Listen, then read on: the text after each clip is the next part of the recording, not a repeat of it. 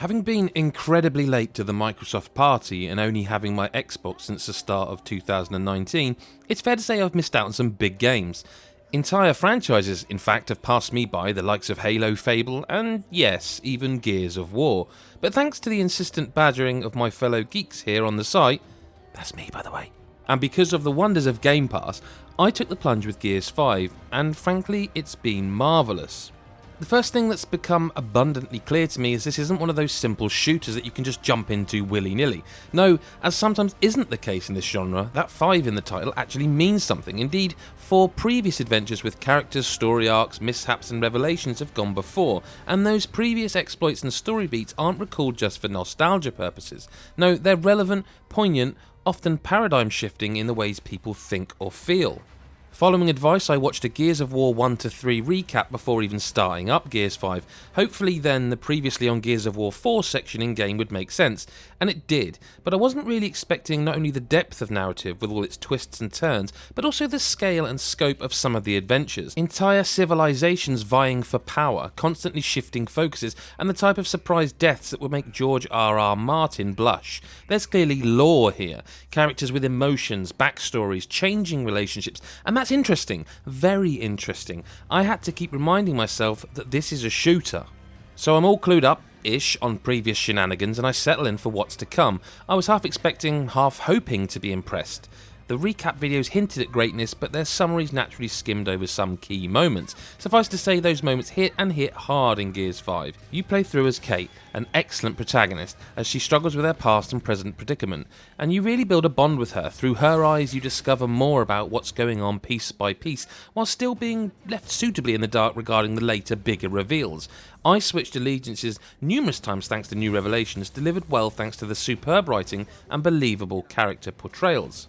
Spending so long talking about essentially the non-shooting bits in a shooter sounds a little daft, but that's because they're not just filler or a distraction in between where the real action is. If anything, they provide a perfect complement to the adrenaline rush of gunning down hordes of enemies. It gives your progression purpose and relevance not often seen in shooters.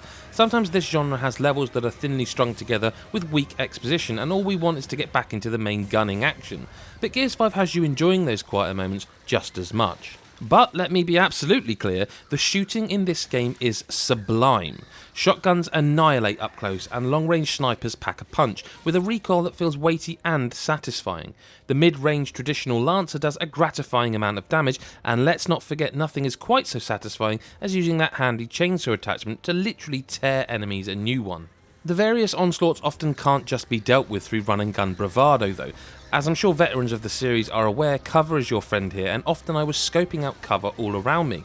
I was always looking to get the best angles on my enemies to flank and surprise them wherever I could. Even simple reloading is a mini game in itself, with a perfectly timed button press giving you that super quick reload to get back in the action. Mistime it and not only are you left open to attack, but the ammo indicator flashes red, and Kate often will chirp up with a derogatory quip just to make matters worse. There's so much going on demanding your attention, but it can feel overwhelming at times, especially when newer, more powerful enemies are introduced. But like the best games, it rewards your patience, focus and dedication to outwitting and manoeuvring your opponents. You'll try again and you'll want to go again, and the action is so thrilling and the story that intersperses it so engaging, and I haven't even mentioned the campaign's trump card, and that's your robot sidekick, Jack. Jack serves as a literal jack of all trades as he switches between the additional gunner, the medic, skeleton key, even traverser of small tunnels depending on your needs. I love Jack, and not just for his weird relationship with Del. His abilities provide a multitude of uses, some to overcome specific obstacles, whereas others can be the difference between life and death in a heated gunfight. His stim ability saved me more than once from an early grave, and it meant he really felt like part of the journey despite not being a fleshed out character. Another part I loved about the game were the side missions, because they had a double benefit. Completing these optional quests often yield ultimate upgrades for Jack to use, which is always a plus, but frankly the side missions gave me a great excuse to explore the world Gears 5 had set before me. These large, sprawling areas were begging to be explored, and I would find points of interest and piece together what had happened. It's a refreshing change of pace from the close, tight corridors and rooms littered with enemies and flying bullets, providing a grand sense of freedom and exploration, almost RPG-like in its execution. And it would be remiss of me not to point out as I gush over Gears 5 just how damn pretty this game is. From the guns looking gorgeous in hand to the detailed character models looking lifelike and full of emotion and purpose during the various cutscenes. And the open world areas look particularly stunning as you move through them at pace with your skiff. Sunlight would glisten off the ice or pierce the sky in the hot desert areas. It runs so smoothly as well, with barely a hint of any slowdown. So I think it's fair to say then that I'm a fan of Gears 5. It surprised me a lot by not simply being the brown burly shooter I'd made it up to be in my head. Once I'd taken the time to explore its depths, I found a world alive with characters and backstories that were packed with intrigue. The shooting is excellent, and the world within which it was set is beautifully laid out, begging to be explored.